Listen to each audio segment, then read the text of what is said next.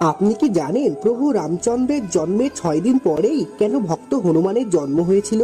আমরা সকলেই জানি যে হনুমানজি ভগবান শ্রীরামের পরম ভক্ত ছিলেন।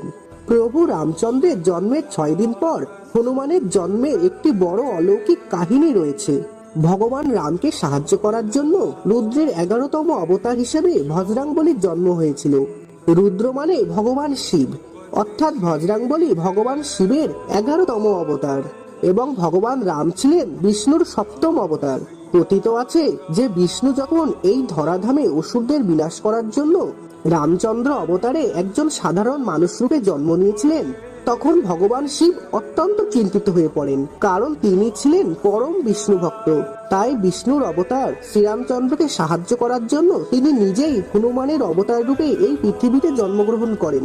তাই চৈত্র মাসে রামনবমীর পরের পূর্ণিমা তিথিতে হনুমান জয়ন্তী পালিত হয়।